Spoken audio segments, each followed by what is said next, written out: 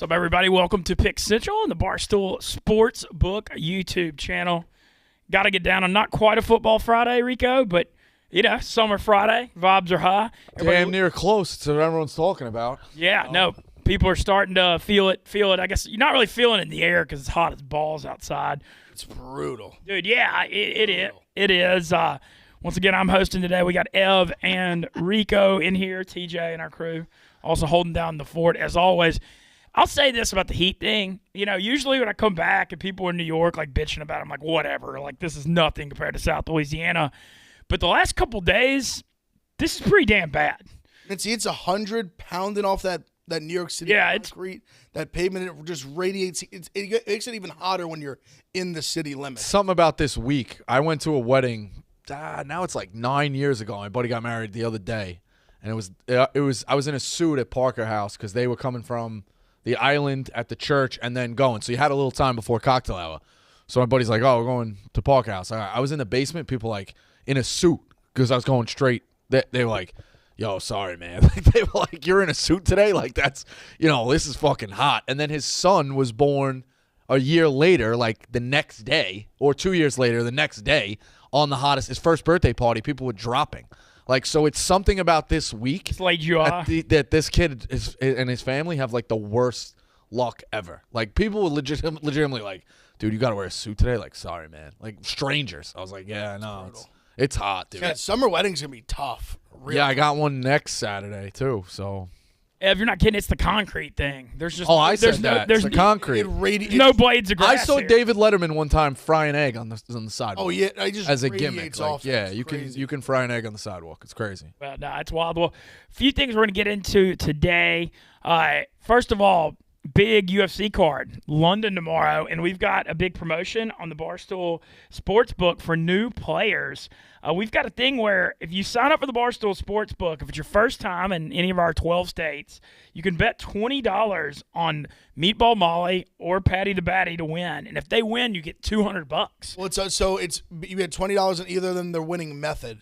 So you pick a winning method. It's either by knockout, submission, or decision. But as long as they just win the fight, you don't have to win the bet.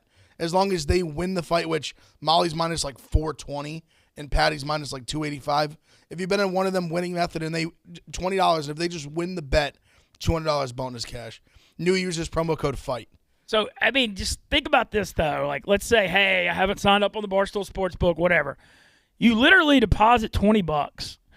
All you have to do is have Molly or Patty win their fight, and you've got $240 sitting in your account.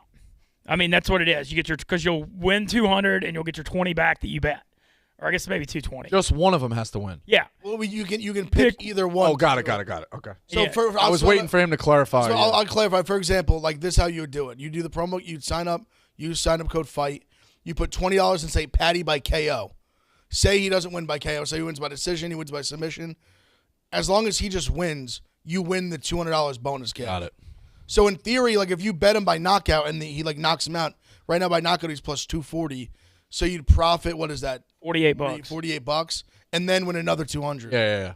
So literally, though, like hypothetically, so Patty, you bet him by knockout. He wins by knockout. You'd put 20 on it. You'd win 48. So you've already got $68 in your account there, and then you get 200 more. So literally, this is a spot we're giving where you could put $20 on, and if you're like a low stakes bettor and you're trying to bet $5, $10, $20 for football season, you can get a $250 roll here to play on. And if you're, that's 25, 50, you depend, if you're, especially for lower stakes bettors that are just looking to do this for entertainment, this is a freaking unbelievable offer. I mean, you're literally, like I said, Molly's minus 420, Patty's minus like 265, 285, I think. So, I mean, you're literally getting essentially, as long as they win, you're getting like plus 1,000 back on your money. Yeah. It's a great promo. You saw Patty at the weigh-ins telling people to kiss his ass? Yes. Fantastic. He's the fucking man. And really is the man. And Patty's fight tomorrow, I believe so. I think it's the third fight after 3 p.m. Eastern. So I'm thinking he's the fourth fight. Okay, so I mean, guessing 4 o'clock Eastern, 4:30 Eastern. I'd say probably closer to 4:35. Okay. Well, either way, a lot of people are asking. Molly's the second fight in the main card. So for me, the Meatball Molly, I'm telling you, she's a stud. She's probably fights around like 3:30ish. Okay, well, I know we're gonna have it on here in the 45. office, so I'm gonna come up here and watch both. But just can't wait to support them. And great seeing Dave over in London. You know, that's looks like he's having a big time. Oh yeah, I think the ceremonial weigh-ins are going in soon. I'm excited to see that. Dave's got he's got the Paddy the Baddy jumpsuit. He had the Meatball Molly jumpsuit on the other day. It was a nice jumpsuit. Yeah, I will say this, all seriousness, the UK crowd for UFC events is fucking insane. Oh, I believe For everything. anyone who didn't watch the last one, it's fucking nuts. I remember being at the PFL event a few weeks ago and was chopping up with Robbie and Brett Okamoto, who's like one of the bigger like UFC journalists. He works for ESPN, and he was saying how literally when like Paddy and like the bigger fighters come out, literally the media row, they have to like cover their laptops. People are just screaming, throwing beer everywhere. It's fucking Where nuts. was the one when we were in Chicago? That was like middle of the day, I feel like. That was probably London also, I think. That was, right? That was the Molly elbow knockout. Yes. Yes. Yeah, was because in that was like London middle of card. the day. Yeah. Because they do it for them, it's like prime time. I got That's why it. for us, I yeah, got it's it. I just 12. remember. Yeah. It was more. I thought it was London, and I was was proving London, that yeah. I do remember the crowd being raucous. In Yo, that. it's like So, nuts. That's all. Paddy is the best. I'm telling you, he gets a bigger. No, he like Aspinall, that he's a like big time heavyweight prospect. That if he wins this fight, he's going to be like right up there next, like borderline title shot. Yeah. He's the headliner, and like Paddy gets the biggest bump out of anybody. That's where it's like us, Insane. us having our hand and everything. Like, we were on day 3. I think it was the first day in Chicago. It would have been a Saturday, right? Yeah. That was day 3 of Streaming. NCAA tournament streaming, right in the middle of it after the 2 or 3 days before that in championship week. And now we have our hand in UFC, so like that's got to be the fight, and it's in the middle of the day. Like you're juggling back. Like it just goes to show like something's always going. We always kind of got our hand in things, so very, very entertaining. Paddy's just just once in a lifetime character too. I mean, I'm telling you, he's just unreal, man. him and Molly. I personally got to spend like more time. Like I've got to chill with Paddy. Paddy's awesome. But even Molly too, I've got to spend more time with Molly. He's a character too. she's Cut from the same hysterical. cloth. Literally, they're the same. They're just that. They're literally like brother and sister duo. Like she's all over the place. She's electric factor. She's a great fighter. I mean, I don't think people like putting her like the spinning back elbow she landed in that last fight was literally one of the best knockouts in the history of like the sport. Wow. Like just clean, like, and 125 pound like flyweight women don't knockouts like that don't really happen. They're very rare. Like those fights go to decision way more than they don't. Like landing a clean, like flat line KO knockout like that is like just insane. And really, credit to her because it really wasn't just some lucky. Like she really, like you look, she turned, like she set it up and just landed it perfect. She's a stud. The two of them are just fucking awesome. And you said any other highlights on the card that you're really looking forward to? The main event. I mean, the main event's going to be great. Like, it's basically not a title eliminator because Aspinall's so young. So Aspinall, who's a guy from UK, is a Manchester guy. Like, big time heavyweight prospect. If he beats Blades, Blades has kind of been like a staple in the top 5 of heavyweights for a long time now. Pretty much his only problem is like his only losses are basically he's lost to Francis Ngannou twice, and he did lose to Derek Lewis. Kind of like he got knocked out, just big knockout power, but. It's a big time fight heavyweight division. Like I said, Aspinall's a stud. The co-main event's awesome, like Hermanson and Chris Curtis. That's a banger. It's just a really stacked card, like from top to the bottom. crowd sounds like it'll be. It's gonna be nuts. Like they just get nuts for the UK guys, the European guys. We got my guy Paul Craig, the Scottish submission king. Monster. I mean, it's gonna be a fucking awesome card. It's on ESPN Plus, I believe. Yup, ESPN Plus, Okay. 12 p.m. prelims, 3 p.m. main card. But Both it's not pay-per-view, 3 p.m. No, both ESPN Plus. Well, I'm definitely going to be up here and watching both Meatball Molly and Paddy the Baddy and supporting Barstool. Once again, here we go. We got They are. There's David probably walking the ceremonial weigh-ins, I'd imagine. That's kind of like the usual like UFC kit for the ceremonial weigh-ins. The crowd's even going to be nuts there, too. I can't fucking wait. I feel like we're watching like WWE when like you used to see Stone Cold or The Rock walking down the locker room hallway. That's what that kind of reminded me of. Well, check that out. That's going to be awesome tomorrow. Can't wait to see it. We'll go ahead and jump into yesterday. Astros sweep the Yankees in a doubleheader. Games decided by 3 combined runs. Yeah. I I feel like it sets up what, like we said. I mean, hopefully that's the ALCS. It should really be the ALCS. I said it. I don't want to fucking play in Houston. I don't know what it is. Like, we just struggle there. What's that lead down to now? 2.5. I mean, we lost 2 Yeah, games. right? Yeah, I mean, I don't love. Houston won the first game. So I'm not. Yeah, walk off infield single. It was tough. Just a tough play for IKF to make, like deep in the hole, just too fast. Beat it. It's one of those where, like I said coming in yesterday, that it was super important for a game in July, and I stand by that for sure. It was different in the sense of, like, I'm not worried about in terms of, like, us. Like, I don't think, like, oh, we lost 2 games, like it's like we're fucked. You know what I mean? Like, in that sense, I'm not worried about it, but I do think it was a big deal just in the sense of, like, the lead for home field advantage in the playoffs, like, long term.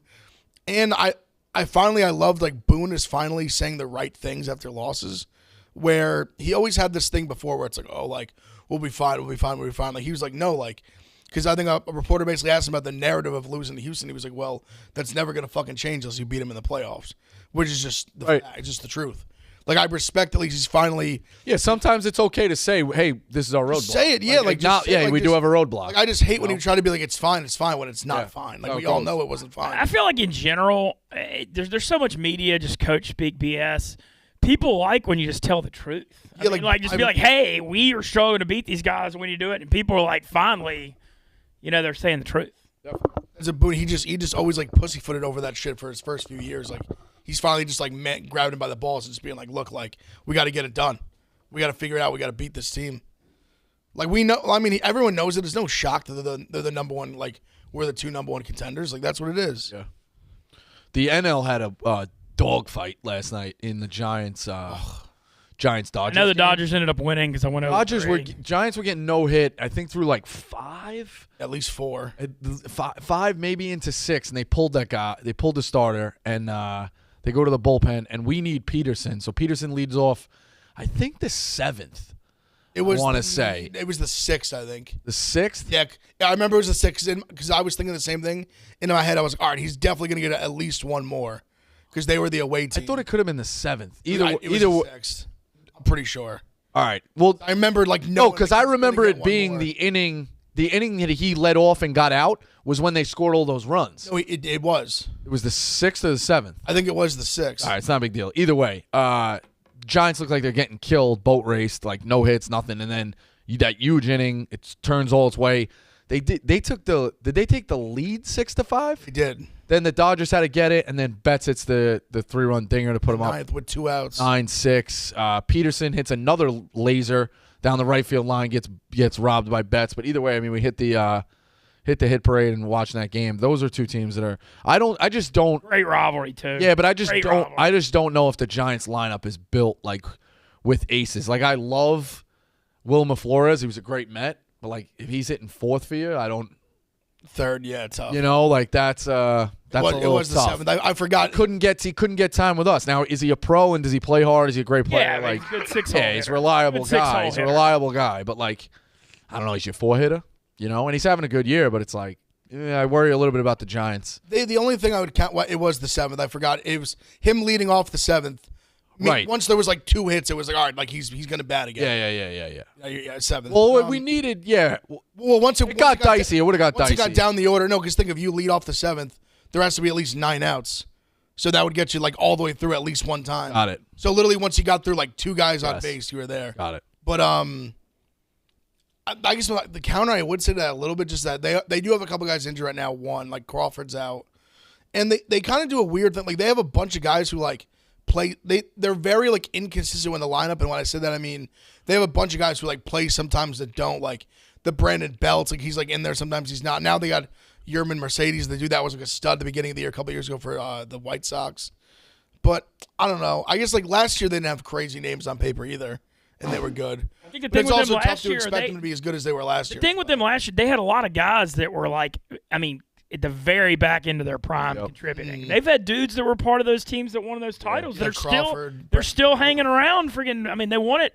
What was it? What were the years they won? They just won all the odd years. What was it? 11, 13? I think it was 11, 13, and 15. Yeah. Yeah, I think. Yeah. I remember they had that stretch of the odd years, but I mean, that was a long ass time ago now. Some of those same guys. Oh yeah, I mean, yeah, no, I mean they just don't have the firepower like they used to for sure. Also, they lost some pitching as well. Like they lost Gosman.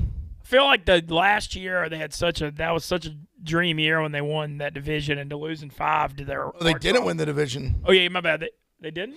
Wait, did they? They won the division, and They they won lost in. it? Then they lost in 5 at Right, home. right. They lost in 5 games at home to the Hold Dodgers. them off. And I feel like that's the year. I mean, well, they won 3 titles last decade, so you can't say they're going to regret it forever. But it felt like they had a special year last year, and they got kind of gutted by the rival. And no one expected them to win 108 games or whatever again this year. No, that's fair. I still think they're going to contend, though. I really do. You think they can get in the playoffs? I think they 100% can get in the playoffs. Even in the tough division, I really think they can. They just, like, their pitching is still rock solid, and they're just like a good, like, smart baseball team. Like you said, like their lineup is never gonna like just blow you away on paper. The stats you see on the opening lineup, even deep in the season, they're never gonna blow you away on paper. They're a game back from the wild card. They're right. They're just right there. Like they're right in the mix. It's Braves, Padres, Phillies. Cardinals are tied with the Phillies, and Giants are a game back. Yeah, so they're right. And the there. Marlins are weirdly 6 back. It's good pitching. It's good fucking pitching. And the fucking pesky ass plus sign Rockies are only 6.5 back from a wild card spot. See the problem. They had a good start to the year. They got to play every game at home. Yes. That's they can't fucking win on the road. Oh, but like just chasing like teams that are like again like baseball's a perfect example of like not that bad. Like Rockies plus signs, they go out and pound some teams. You chase them on a plus sign. I take them at home. Yeah, I know, but when they get disrespected on the road, they can be some crazy. They'll be like plus 2. When it's bad, it's bad. They get 3 hits and 2 runs. 3 hits and a run, and they look like shit. But there are some times where they can be pesky on the road. Yeah, definitely can. They can all hit. So, but they're gonna unload, so they might be a fade too. Crone's definitely on people's radar. Yeah. Is he gonna stay? Is he gonna get moved before the deadline? You think? He's definitely on everything I read on Mets blog. He's like a target. So I don't know how many other teams are like looking for him like that. I would imagine Blackman's locked up long term, right? I think so. I'm pretty. Yeah, I think pretty sure he signed like a good sized contract. Yeah. So but I feel like it wasn't super recently. But those teams are. We weird. could be coming near the end. It's weird like that because it's like, yeah, you have Blackman, but if you're gonna trade the other pieces around them, like, what's your future? Yeah, and they're in a tough spot. Never really get anybody out there to pitch to be an ace. Like, just a weird spot. No, but they just run the organization so stupid. Yeah, like they trade Nolan Arenado, and then they just give Chris Bryant the bag like a couple years later. Like what? The same position. Yet I like Chris Bryant. You had a guy who was better. Yep.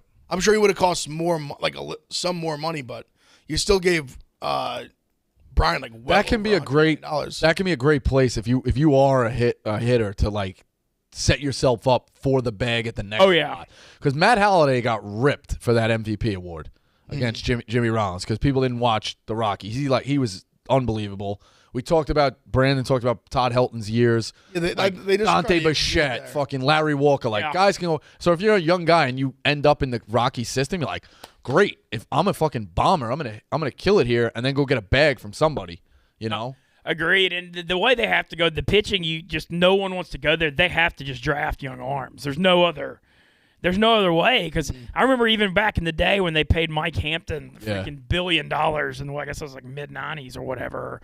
And he went there and couldn't pitch. I remember he had like a 6 ERA and just couldn't do it. Like no one wants to go there and pitch because of the thin air. You wonder if you almost go super analytics and try to get like 5 like career ground ball guys. Like as much as you can, you know what I mean? Like, hey, we're gonna try to keep the ball down as best you can. I don't know. Yeah, I guess getting that is near impossible, but you get a guy who's prone to give up fly balls, they're gonna carry, and you're gonna be fucked for home runs. So, who knows? It's fun when the Rockies make a run. Oh yeah, it's just tough because that division. I mean, the Dodgers have been royalty, so good, and then the Giants have a good organization. The Padres are young and up. It's just Padres are too exciting. Yeah, it's just they're in a tough spot to compete. Being in that West Division. Want to get into some football stuff. Once again, we've been having fun talking football on here for sure. I know we kind of got into NFC East yesterday. I want to touch y'all's brains. I want to touch on the AFC East a little bit today because there's a lot of debate, and we kind of touched on the Dolphins a touch. Like everybody's I'm seeing the Dolphins and Pats have the same odds to win the division. Yep. There's a lot of hype on the Dolphins. I think part of it is because we're in New York. And so the Jets hype thing kind of gets into this office, a little bit. And they did have 3 first-round picks they're excited about. How much of a step forward can they take? I'm just curious what y'all think of this division. Can anybody really challenge Buffalo? I don't think so. I don't think so. Yeah, probably not. I mean, not this year. I'm very low on that. I'm almost worried about the Bills and how how high everyone is on them, but at the same time, like, how are you not going to be high on them? They're just absolutely loaded. They have maybe the best quarterback in the league. I think it's one of those great offense. I think it's one of those things for years. The Bills like force, and again they get shit on for losing 4 Super Bowls, which you shouldn't. I feel like I know this is going to be controversial, but I feel like it's a tougher accomplishment to make 4 Super Bowls. Exactly. Randomly win one. Exactly, but for and then so hard. Yeah, and then they were really bad for a while, but I do feel like they're righting the ship and they're definitely building something, and it's a winning culture, if that makes sense. Oh, for sure. Like there's no longer like, hey, you guys went 12, preseason meetings where the beat reporters like, hey, Josh Allen, you went, what'd they go last year? 12-5, 13 Yeah. whatever it was, right? Like, hey, like real surprise. It's like, nah, man, we're supposed to, you know what I mean? Like I think that I think they're like the favorite or like exactly the favorite that changes the culture. Excuse me. So they're definitely building something. So they're exciting, but that division, nah, I don't think so.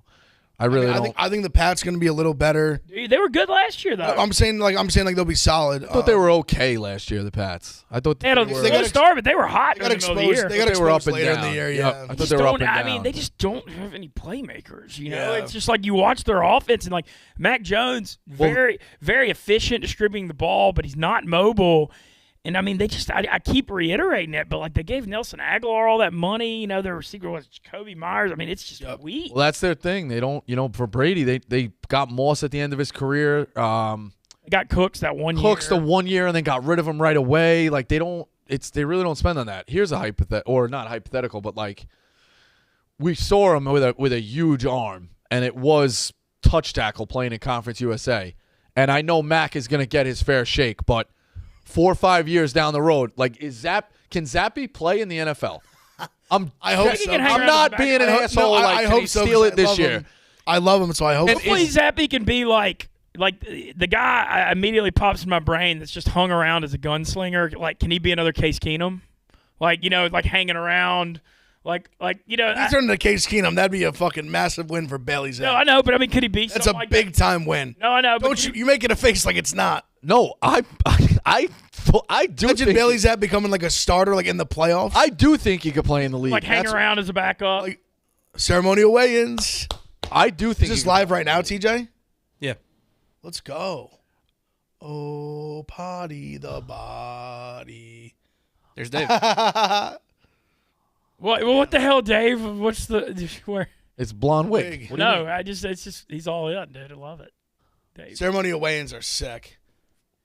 So you watch art, so you get to see him face off with his opponent, Jordan Levitt. Paddy looks good, man. How much? What is it? What weight class is he? 156, lightweight. Lightweight. He's gonna smoke this dude, bro. He's a wrestler. That's all he's got. He's a wrestler. He can wet blank. Oh my God. Damn. Pulling that off clean feels so That's good. so crazy. Jeez, look how many people were there. I wonder if he's gonna have a home fucking field advantage out there. Jesus Christ. They're Smoked going nuts for him. Absolutely smoked him. I'm telling you, he's like the big. I'm telling you, he brings in like the most eyeballs, biggest draw out there. It's nuts. He's an absolute rock star over there. That was so clean. That was clean. That was so. How did that idiot not see it coming? Well, he got called out. The other guy didn't no-showed some interview or something yesterday. I saw on Twitter. Oh really? Yeah. He's just not a talker. That's it. Ebo was asking me about it before. He's just not like a. Some guys are like Paddy that they want to sell the fights. They want to like bring the attitude, bring some charisma, bring some like just like something extra to the fight. Like other dudes are just so like just don't care about any of that. Crazy. Yeah, I do think Zappy can find the niche in what is it? Niche? Niche. You can say it however you want. I think it's niche. Niche in the NFL. Yeah, niche mark. I don't know, whatever. I think he can find a little spot in the NFL. Like, plus, I say it all the time. It's a touch tackle league. You can't touch quarterbacks anymore. They're looking to score. Everyone's playing a little bit more high speed. We're throwing. Like, if Zappy's a gunslinger, Belichick could be the guy to figure it out. I just wonder, can't be worse than Jared Stidham. How long can he sit as a backup without getting a shot if Mac is doing okay before he's out of where somebody doesn't take a shot on him? Yeah. And then all of a sudden Mac's going to be the guy. And all of a sudden the next crop of backup quarterbacks get drafted, and then it's the next year, and now all of a sudden you got too many guys in a room and Zappy's just out of the league. I got to give you credit. That was that was maybe some of the best sports talk, like July dog days of summer radio. You just created a quarterback controversy in New England. Yeah. Is Zapp the guy? Is Bailey Zapp coming in? Dude, he broke competing? I just wonder if he can week be in the one. NFL. I'm rooting for him. I think it would be nothing better. I can't wait to From Houston second Baptist. week August. Second week August, I'm gonna get tagged in a tweet by Return of RB from like a WEEI article. It's like Bailey Zapp and Preston Belichick, like week 2 of training camp. I'm telling you, if I'll try and hit some live markets in his preseason, like 2 score a touchdown. Those drive markets. One of them. Oh yeah, a touchdown. Oh yeah. In a meaningless game. I'd bet him to throw a touchdown. Why not? Do 60 of them last year. I'm a big Bailey Zapp guy. I mean, they were literally like death taxes, Hilltoppers overs. Crazy. Easy money. And they were good. Betting on them was good, too. Yeah. No, they were fun, man. They scored a freaking ton of points. I broke Joe Burrow's touchdown record. Lot of debate on the Zach Wilson thing. I'm still not convinced by any stretch. Like, I mean, I think Stephen Chase dead wrong. Well, I mean, it's just one of those things where everybody wants him to be good, and he's got the like measurables, and he can move, and he has a big arm and stuff. But I don't know. I got to see it, and I mean, we'll see. They got to give more of a chance this year. You know, last year by the end of the year, I don't even know who was out there. It was bad, and they've got a few weapons now. I mean, I did like their first-round draft class, but I feel like the Jets could be better this year, but still not meet expectations. I don't want to say a lot of false hope, but I'm starting to kind of think that. In the I don't see. My thing is, I didn't like him coming out of the draft, and I feel like I'm starting to get more sold on him like now than I was then.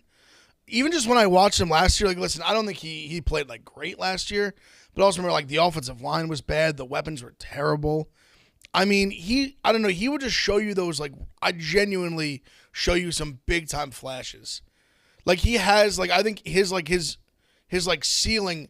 I'm not saying like his ceiling's like a Mahomes or somebody like that, but he has like he shows flashes of that level of like arm talent from time to time. It's a whole other thing to put that like completely together like all the time, but every now and then like a game, every other game, or he'd show you like once a game, maybe twice a game, he'd show you like one of those like big time downfield throws, like puts it on the money on the sideline, something like that. Like he has like some elite arm talent in there. So the more I watched him, the more I was like, oh, like maybe he could be decent. Like maybe there is like more to him here than I was seeing at BYU. But also, it's a big adjustment just going from a cupcake BYU schedule straight to starting for the Jets. Yeah, and he was only a sophomore too. Here's the other thing too. BYU was just as good without him. No, that's fair. That is a very fair point. The year before he blew up, their record was just the same without him. They've been good in for games. a while. Their offensive numbers were just as good. And you look at last year, would they go 12-1 without him?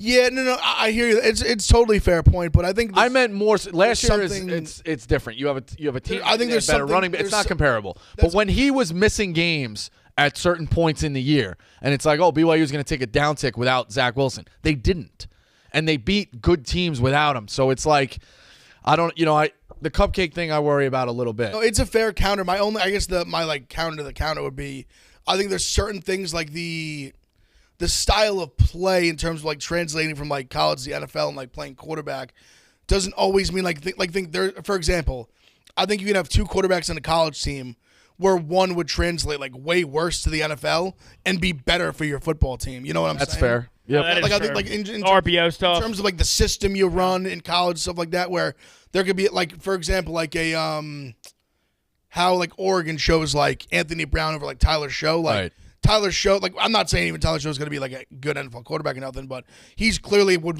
translate much better to the league than like Anthony Brown would have no business throwing the football in the NFL. So that's I guess what I would like kind of like playing devil's advocate.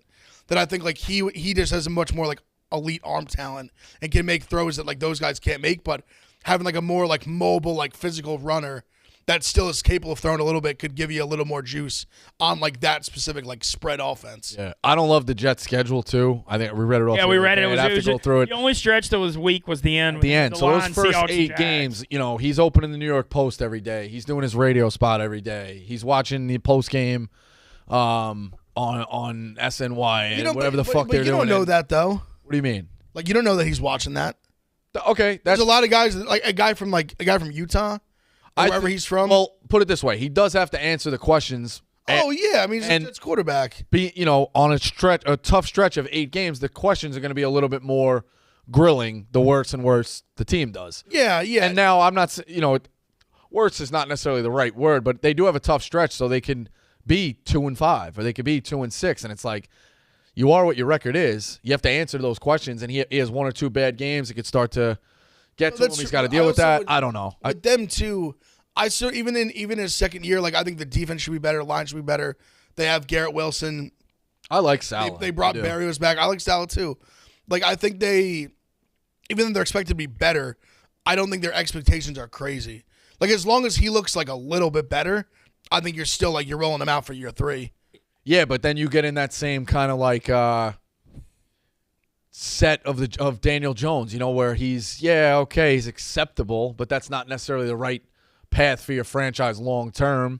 But I'm saying he's still young. I'm just because he's even like younger than Jones was too. You're right. No, 100%. I'm saying I think if the team's a little bit better, and when I say a little bit better, I mean if they go 7-10, like 8-9, like I think that's a big. And he plays decent. That's a huge win for them this season, I think. Yeah. Compared to like where they've been at and like the trajectory they're trying to go on, because then that sets them up for next year, where now you have real expectations. And I'll say this too. You mentioned Garrett Wilson. The Elijah Moore Garrett Wilson combo's got crap. Braxton Berrios, I think that's a nice 3. Yeah, like Elijah Moore had he had a slow start last year, but he had like a 3 or 4 game stretch where he really turned it on, and then he got hurt. Uzoma as well, the tight end from Cincy. Yeah. And they drafted Jeremy Ruckert. Yeah, they got some guys. Long Island. I like Ruckert. Yeah, he's a lifetime Jets fan too. Yeah. His dad doing the JTS was like literally, it was unreal, awesome. I love when the lifetime fans. He was good. He was really good great, and I'm telling you, we didn't like the tight end is just kind of weird in college. We don't always utilize him throwing the ball as much because especially when you have 3 first-rounders just like you're throwing to all the time. I'm telling you, he had like much better hands and like skills of catching the football than his stats would say. When you have a dominant tight end in college in the right system, though, those guys are like. It feels like they get 36 catches a game. Oh, yeah. Higbee can't match up with him. Higbee for Kyle Pitts was like that. Yep. Higbee for Western Kentucky. Now he's doing well with them. He's killing it for them. He was their second best option. Yeah, like Isaiah Likely. And it always feels like the tight end's like wide, like open. They cover the receivers and he's open. It's just how it works. Well, it's just like the super freak athletic tight ends are too fast for linebackers and safeties, but they're too big for corners. Yeah. So you like just can't match up with them. Yeah, we saw it with Gronk. Gronk caused matchup problems for his whole fucking career. Be on the lookout. Ole Miss has one this year. Michael Trigg transferred from USC with Jackson Dart. Okay. Athletic, freak, like athletic tight end, like 6'4", 6'5". Lane Kiffin's like drooling about him. So be on the lookout for that. But enjoying talking the NFL. One other team I want to mention we've kind of touched on. How good do you think the Jags can be? Because I'm bringing that up because of how big a disaster the Meyer thing was. And I feel like people aren't really talking about it, but I think the Doug Peterson-Lawrence thing could be good. I think it's going to be great. I think it's going to be really good. I think Lawrence is going to have a big year this year. I think they're going to be – obviously, it's easy to say they're going to be much better. They were so bad. But I don't see why they couldn't win 8 games this year. They have a weak schedule, too. I think they can get close to 500. Yeah. I think Lawrence is going to have a big leap. I mean, Urban was – like, even – obviously, he was terrible. Even when he was good in college, he's not like the – he's like a CEO. Like, he's not like the quarterback guru. You know what I mean? Like, he's not the guy like... Was there ever any clip of him being like... I know, obviously, the low clips of him on the on the fucking golf cart eating the pizza. Were there any clips of him ever being like rah-rah, like high level? Yeah. No, he gets fired up. Okay. He's big time. Nah, he's a guy... He's like a demand excellence guy. Like, his whole philosophy, like that I always read about him and that he talks about, his biggest philosophy, this is for college, was... that you're going to have it. You're like when you're an elite program like Ohio State, you're going to get elite 5-star guys. Those are the Garrett Wilsons, the guys like that, where they came in, no matter how well we coach them up, they're just elite. Like they're going to be elite no matter what. Let them play. Yeah. Then you're going to have some lower guys that even come to an elite program like Ohio State, where like as much as we can do for them, they're never going to be like first round draft picks, NFL players. You know what I mean? They're not going to be that. But his whole philosophy is taking like those like 2 stars and like 3 stars. And like developing them into 5 stars. That's like his whole philosophy. He is more like a CEO type of approach. Like he's not like a very like positional type guy. Like he's not like the offensive play caller. Like he's not like even calling defense. He's very much like CEO, like player development, like that kind of thing. That's his like MO. So like a Lawrence coming in with him, like he's not a guy like a Peterson's a quarterback guy. Yeah. Like he was never a quarterback guy. He's not gonna like take Trevor Lawrence under his wing and be like, this is what you got to do, this and that. Peterson won the Super Bowl with Foles, right? Yeah. Crazy. Peterson's a very good offensive coach. Peterson and that's Lawrence, what they needed. Like when and then I think when you draft a guy like Lawrence, like invest in a guy like that, you need an offensive coach to lead him. I know this is a little weird to say, but like Peterson and Lawrence are both like super Christians too, and I think the mindset of them being on the but I actually think that actually. No, I think that's fair. Because Meyer, I mean, I'm not saying he didn't, but I just feel like some blondes that ours would say. No, but I feel like Lawrence and Doug Peterson are both on that. Like, I know that's a weird thing to say, but I think can't do punchlines now. I said he didn't cheat. We're fucking standing for Urban Meyer. I said he didn't All right, take it easy, Ev. I said he didn't cheat. Jesus Christ. You're right, though. The lineup of that of like, I could see Lawrence being like, how do you manage, how have you seen guys who don't want to go out on Saturday night or like a line? Lawrence is already married. He got married when he was like 21. Yeah, I agree with that. No, man. I don't know. I think that's like an interesting mindset thing and worth mentioning. They love ETN back too. Yeah, no, I think that's huge too. He went out right away, right? He didn't play at all. Yeah, he got hurt. I meant right away in the preseason. Yeah. And Lawrence's safety valve. Now, I think that Lawrence, I don't know. I kind of have. And I will say this too. Obviously, Lawrence being there not being a big deal. I think you saw Clemson last year. I thought they made ETN look better even when he left. Because you just I feel like they just had nothing explosive. They didn't. In the running game without him. Like they couldn't do anything. Yeah, he was so good at it. He was so good catching the ball out of the backfield and running motion, and he could almost line up a receiver. He's just got that home run hitter speed too. Yeah, good South Louisiana guy that LSU let get away. But anyway, looking around that AFC South, I mean, the Texans are obviously rebuilding. I thought Mills did play a little better toward the end of the year. I mean, I don't know. I can't for the life of me figure out why in 2022 you're like, hey, man, I want to hire Lovie Smith as my head coach. Because they're going to fire him I again. just don't.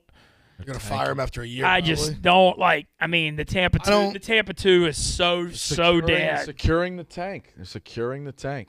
Bryce Young. I just don't really understand what they're doing. They're just giving these guys like Culley like just 1 year. Like for example, last year like Culley. Like what was he going to do with that team? No, I actually thought they fought hard. Remember they beat the Chargers. They played hard. The Chargers is like they did play hard. Home dog late in the year. Even the game like the Niners, they almost beat them. Like Niners ended up coming back, but like they clearly were playing to win that game.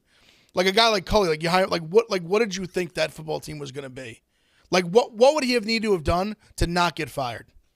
I mean, I thought that they fought at the end and improved. Like, I don't think I thought that's all you could. I don't know how much better Belichick's making that team. Like they're just not a good football team. Right. You know what I mean? Like how good could they possibly have been? Exactly, third-round rookie quarterback. Who I thought it was bad. I thought he looked decent.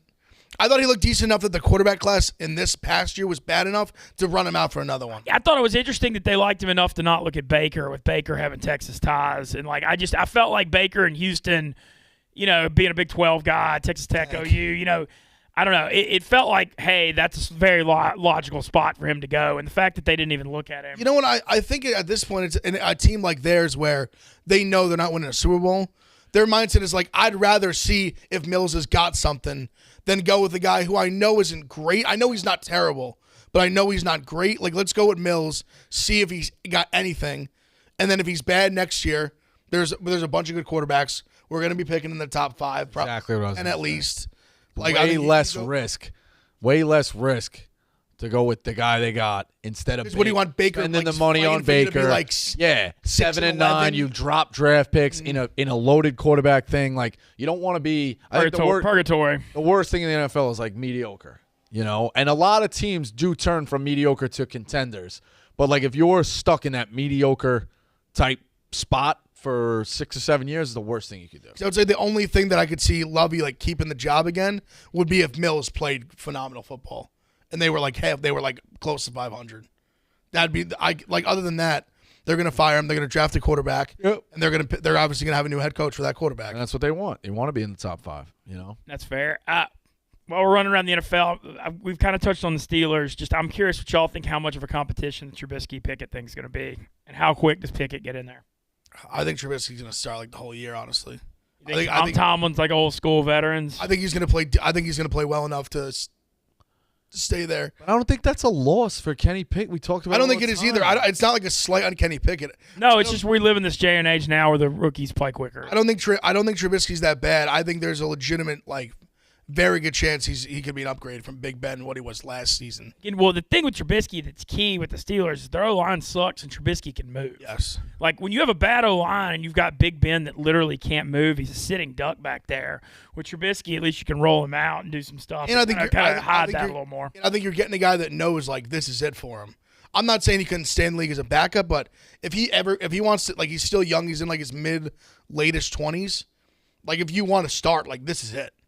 Like, this is your shot to, like, be a starting quarterback in the league again, for real. Where would you put that division as far as the toughest in the league? Up Because there. obviously I know the NFC West and the AFC West are Both, really, I'd really say strong. Probably NFC East 1. Yeah, the NFC Beast. Yeah, maybe. Yeah, no. AFC West. I didn't West mean probably toughness in terms of, like, fucking around. AFC West cojones. I won. meant No, like toughness depth. of how No, good no, the teams no, are. no. No, because the NFC East is the toughest. Well, I mean, this is a It is. world. We're Toughest living. team. Cannibalize each other. Toughest teams. We're living in a world where the Steelers have like only had one under 500 season under Tomlin. Isn't that right? Yeah.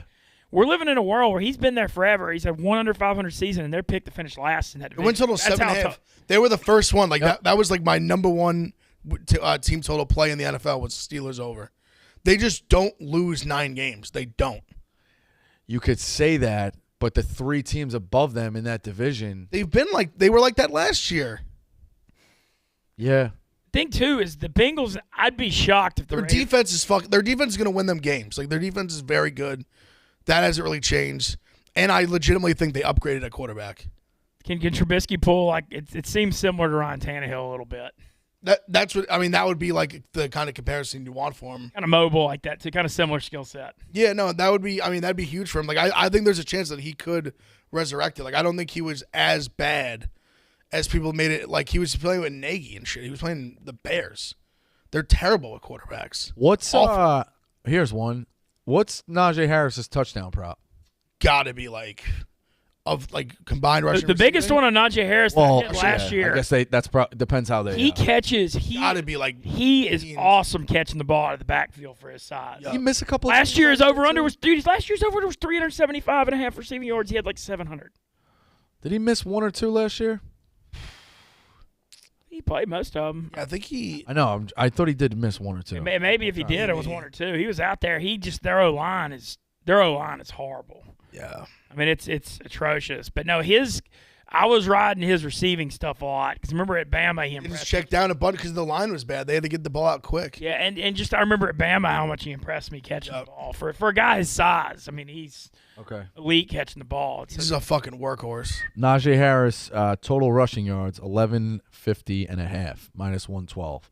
The under is minus 112. It's split. I want to try and find his touchdowns. Yeah, I don't know what I think of that. Rushing touchdowns, I would think it's got to be like 11 or 12. I don't know if we have to look more bets. While we're on the AFC North, I do want to ask what y'all think. Here we go. I'm sorry. Go ahead. Total rushing touchdowns. How many do you think it is? Like 11? It's 8.5. You're closer. 9.5. Interesting. I feel like if they do go to Trubisky and if Pickett sneaks his way in there or Pickett's the guy, I do think they'll be relying on him a lot. Close. I would go with Harris over. My thing is 9.5. That's not. well, I'm curious how many points this the O line thing, and also Yeah. every time I come back to the Steelers, I say the same thing. I mean, I don't go down on Hills too often, but I mean, I just think Matt Canada's a shitty offensive coordinator. I think there's a huge body of work going back to college that says that too. And as long as he's their offensive coordinator and they have a bad O-line, I mean, I'm tempering expectations. It just is what it is. I can't believe he's an offensive coordinator in the NFL. Cleveland Browns who I want to ask about now because I think I can't see a world where the Ravens and Lamar, they suck. They never suck. No. You know, they're going to be – and I feel like he's in a contract year this year, and he's pissed because he hadn't gotten paid. They had a lot of injuries last year. I feel like nobody's talking about him. And then the Bengals thing, like, yeah, do I know they're going to win 12 games? I don't know. But as long as they got freaking Joe Burrow back there and that leadership, I mean, they're not going to suck either. So Cleveland, Rico, to your question, it's like how good is Cleveland is what will show whether that division's the best. And I don't know what to think of them. Watson could be 8 games. I'm hearing 4 games. Well, I saw the thing came across. Didn't they settle with him? No, I think that was just like legal settlements, like or civil. All right, so the league is still gonna got it. Okay. You know, the league's gonna suspend him. I've heard, like you said, I've heard 2. I've heard like full season.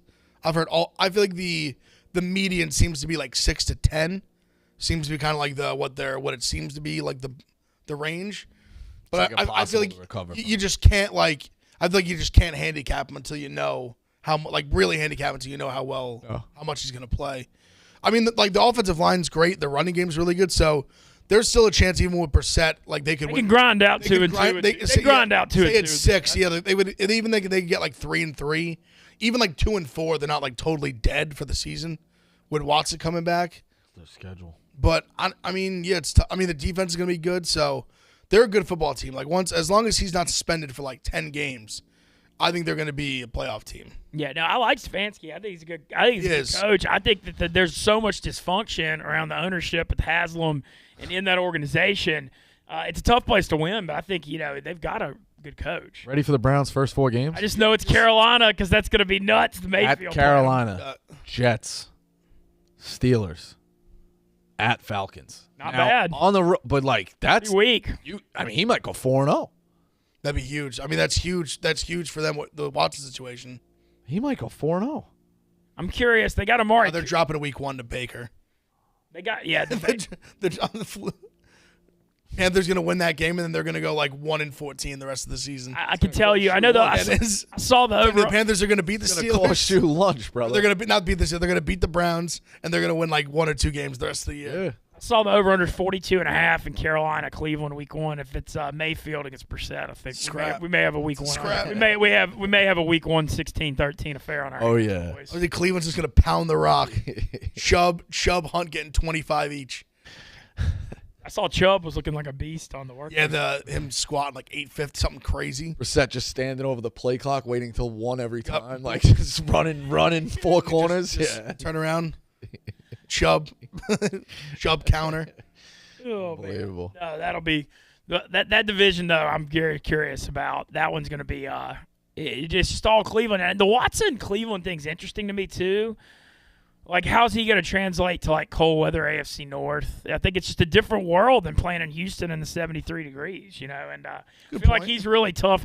People always make fun of me for that because I talk about the dome thing more than anybody, but I just literally think it's like a different game on the carpet, fast track, not dealing with the elements. You know what? No, honestly, I think it makes a humongous difference. You really just made me think that I cannot recall watching Deshaun Watson play in cold weather.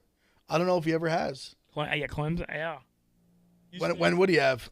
He was at Clemson, and then It gets a little cold, I feel like, in Virginia. If he had a game at Virginia Tech, Virginia in his career. I don't know if he did, maybe. I'd be curious to see the coldest weather he ever played in. I bet you he's never played under 4 degrees. Yeah, I don't know if he had to go to Pitt or BC or somewhere maybe. He could have. I mean, it's possible. I'm just trying to think. I mean, he started there for 2-3 years. I also have questions about, they gave Amari Cooper a bunch of money, and I think Amari Cooper, great route runner, phenomenal receiver, but he's just got a track athlete body, and he just gets how many games can you expect out of him? Yeah. It's every year. And I think we've seen enough to where, I hope he stays healthy. I'm not talking any smack about his ability, but I feel like we've seen enough where he's just week to week with something nonstop. And I don't think that's going to stop as he hits his 30s. Yeah, I don't know. I mean, obviously they lost a lot. I mean, they lost. Obviously the Odell thing didn't work out. They lost. Landry's gone now. So really they're working tight ends. Yeah. So basically they're working with Cooper. They're working with Higgins. Yeah. They're working with it ain't right. What's the they got another young kid, I forget his name. Yeah, it's not the best. Oh, Donovan Peoples-Jones. They paid David Njoku though. Yeah, and Njoku, who he's solid. I don't think he's like a total game changer, but no. Not terrible. I mean with that core you need Cooper to be good.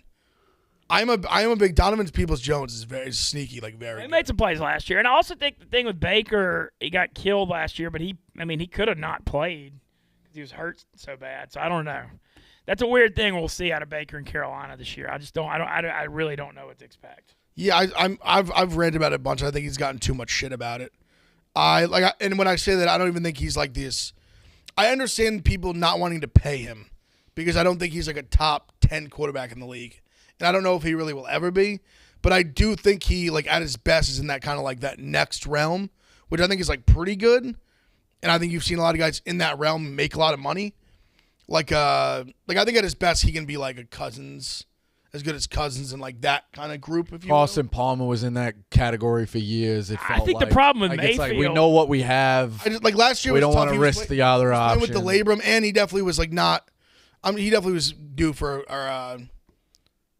to blame for a few distractions. I'd imagine. Like he admittedly so, probably wasn't the best. So I mean, I'm curious to see. Like I just was shocked to see the way there was a point. It was like the year before. It was he was going to get paid, but just like how much he was going to get paid. Yeah, they won at just Pittsburgh getting in playoffs. getting to where they were struggling to give him away. Right. Like it was crazy to see that kind of happen in one single season where his numbers weren't bad on paper. Which if you watch some of the games, like he made some bad throws, some bad picks, but like you said, he literally was playing with a torn shoulder and was like grinding it out for the team.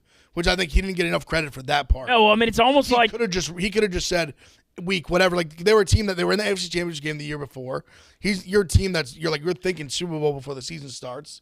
So I don't know. I don't think I think he got too much to blame for him just trying to tough it out and like it just not going as well as it had the years before. like he'd have more value if he'd have sat.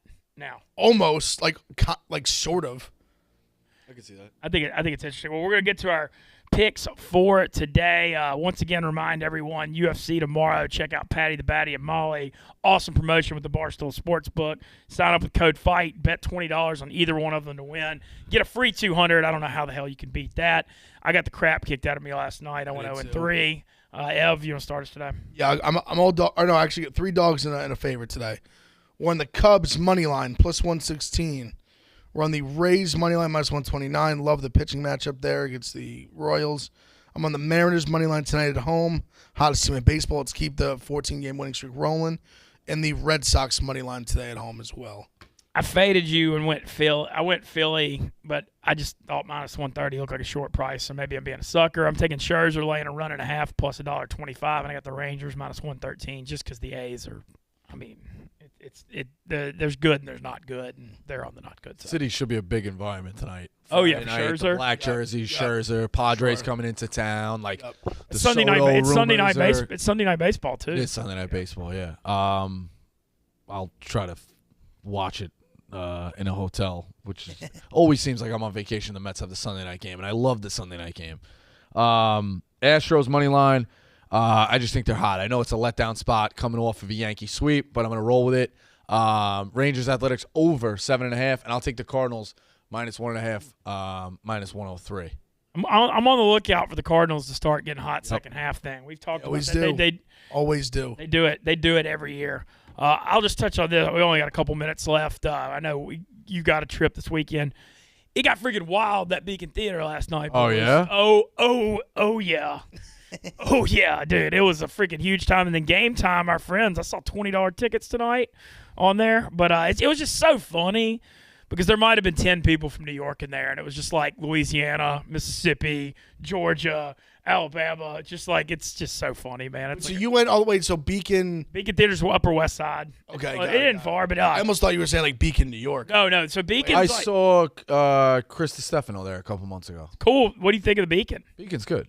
Yeah, it's cool. It's like, I just love those. Where is it, like the 70s? Yeah, Upper West, like 76, I You know think. what I always get confused by driving by is that Gramercy Theater. Oh yeah. Every time. I'm like, I fucking confused the two. But yeah, it's the Beacon. Beacon's historic. It's good.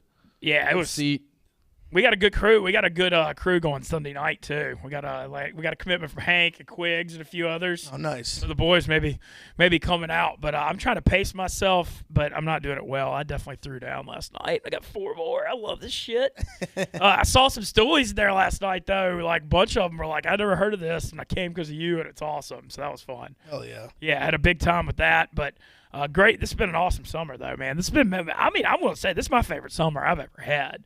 It started with that Vandy Whistler thing, and then I was a groomsman. Yeah, you win a national You won a championship. natty? Yeah, a groomsman at one of my best friend's weddings, and then I finally had a gambling heater for the first time in 17 months during that NCAA tournament.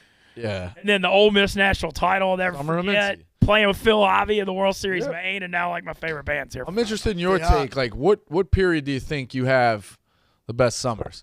Because in my 30s, like, summers don't really exist. Well, once you have kids, it's different once you have kids, I'm sure. I'm not there yet. So my only one that I had that was like on this kind of a level was 2011 when I got 75th in the World Series Maine for 90K. That was sick. And I had like a huge summer traveling and partying and doing shows and stuff then. That's the only one I can remember at this level. But like the Ole Miss national title, though, man, because, it's one thing like, and you're an Ohio State fan, y'all win titles.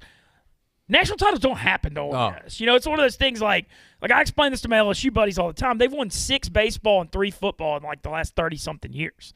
Like Ole Miss has won 1 in one of the big 3 sports in my lifetime. And so that's something you just can never, ever forget. And I got a blog coming out probably next week.